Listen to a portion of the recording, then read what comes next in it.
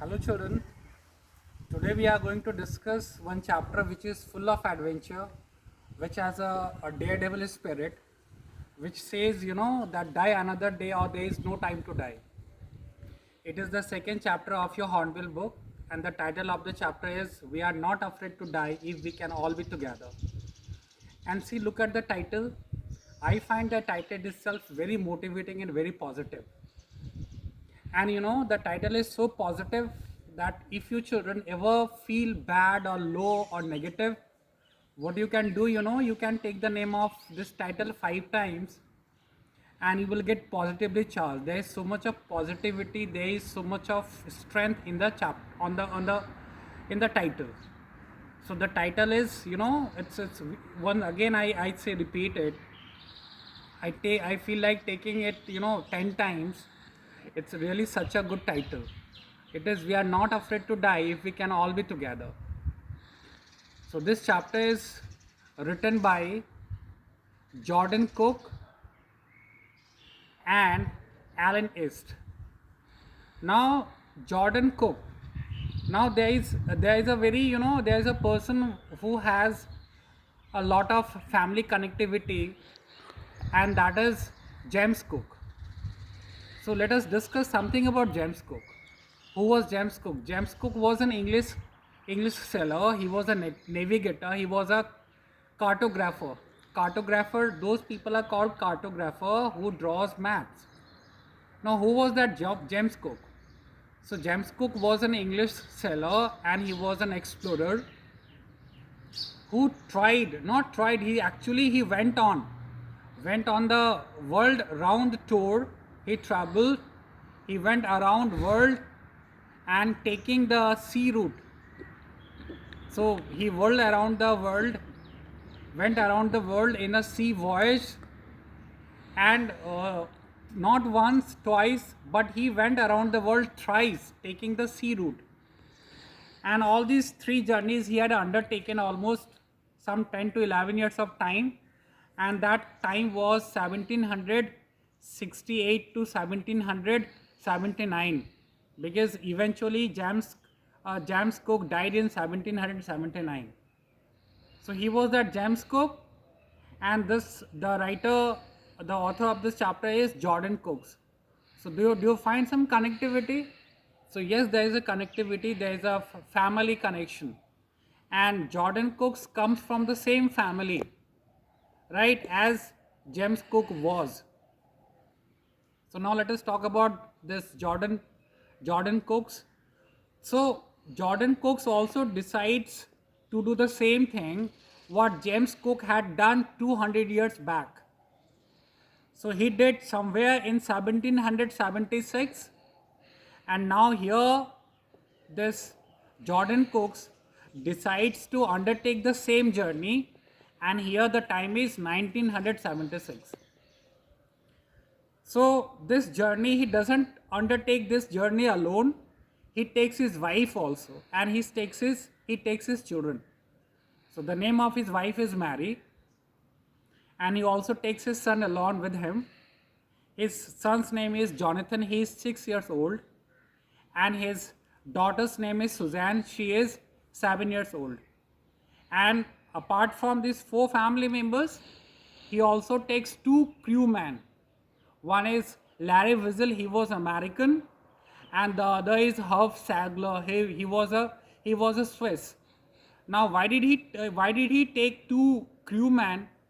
Because he knew that in the long course of this journey, there might come some problem. So there would come some fault in the machinery part of the boat or the ship. So these 2 people, crewman, could fix the problem. So here we have talked about all the people who went for this journey around the world. Now, so from where did he start his journey? So James Cook and his wife, his son, and his daughter, they started the journey from England. So from there in England, there is a port called Plymouth. So it was the month July in the year 1776 that he started his journey from he started his journey from Plymouth in England. But of course, it was a sea voyage, so he required some kind of boat or ship. So yes, he got built a boat ship, and he named his ship Wave Walker. It was 23-meter long, and it was 30-ton wooden hulled beauty. And before he actually started his journey, he tried this boat in the roughest of the weather, and when he was very much sure that this wave walker boat would survive even the roughest of the weather, he started his journey. And it's not that, it was not a journey for one day. It was a journey, and the total distance that he would be covering was almost 105,000 kilometers. So the total distance he would cover when he would go around the world in the sea voyage journey, that distance would be 105,000 kilometers. And this journey he had planned for in a course of 3 years of time. So this was the total distance. And children, one thing I would like to say that, so this was a small ship or boat, wave walker. Even when there was a Titanic, Titanic, when it was made, so the scientists called it unsinkable. They called, that nothing could sink Titanic. It was designed and made in such a way. But we know what happened to Titanic. So let us understand that from which part they started the journey. So they started the journey from England. There is a port called Plymouth, and the month was July, year was 1776. So from there he started the journey with his wife Mary, with his son Jonathan and daughter Suzanne. And his plan was, he would start from England, and then he would come sailing down North Atlantic Ocean and then South Atlantic Ocean, and then he would come to the southernmost part of Africa, that is Cape Town. From Cape Town he would sail through the Indian Oceans, Southern Indian Ocean, then he would reach Australia. From Australia he would sail through Pacific Ocean, then he would go to reach America, and from America again he would go back to England, sailing through North Atlantic Ocean. Children, to understand this chapter, you need to have a very nice understanding of world map and different oceans. Is that clear? So once again I would try to repeat, that what course of route he would be taking. Starting from England, he would be going a world tour. So starting from England, sailing through, first he would sail through the North Atlantic Ocean and then South Atlantic Ocean. He would come to southernmost part of Africa, that is the Cape Town. From Cape Town he would go towards Australia. For that he had to cross Southern Indian Ocean, and Southern Indian Ocean is considered, it's very rough and very dangerous. And reaching Australia, he would sail through again Pacific Ocean, and then he would reach to America, and from America again he would go back to England, sailing through North Atlantic Ocean. This was his plan, and as per his plan, things went on very nicely. When he started from Plymouth, and by the time he reached that Cape Town, the Cape Town, southernmost country of Africa, so till this part of the journey was very nice, very comfortable, weather was very pleasing, everything was very favorable, and nothing as such happened. So they reached Cape Town in Africa, and there they hired two crewmen. Here coming to this Cape Town, they hired Larry Wiesel, who was in America, and Herb Sagler, who was a Swiss. He hired these two crewmen from here, Cape Town. And from Cape Town, they started their journey towards Australia. This was the plan. Now, just when they started their journey from Cape Town, just on the second day, when they left their journey in the east of east of the Cape Town, they started facing problem. Very strong wind, sea wind, ocean wind called gales started blowing, and huge size waves, started forming in the ocean. But initially they thought, that the things would get under control and the weather would improve and the things would be normal. So now it was 25th of December. So they had their Christmas time together. They had the Christmas celebration. All they had together, though the weather was not that supportive, but they had the hope that by the end of year or the new year would bring nice weather and everything would be normal.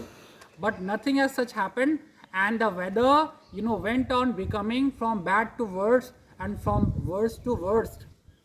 And the weather changed, strong gales, ocean and sea waves started blowing and high waves started forming. And from the second of January, children, so the main struggle for 4 days, they had to face the main struggle for 4 days.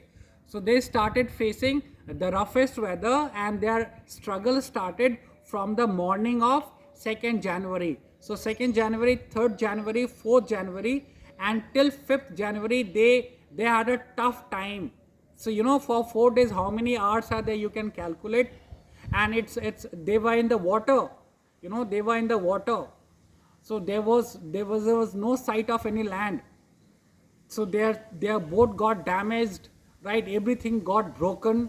So their machinery part got blocked. It was not working properly.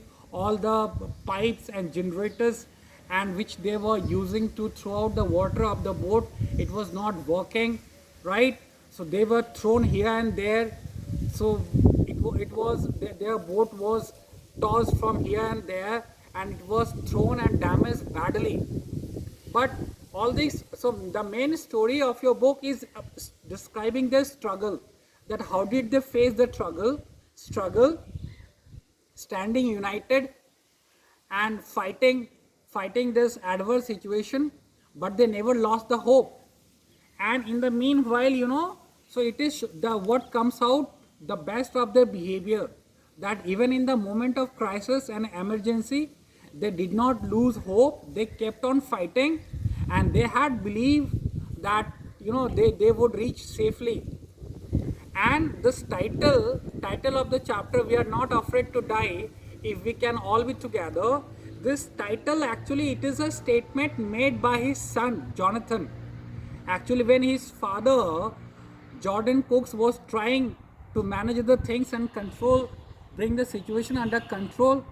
So once he went into the cabin, and even the cabin, it was like the boat was badly thrown here and there, and all got broken, damaged.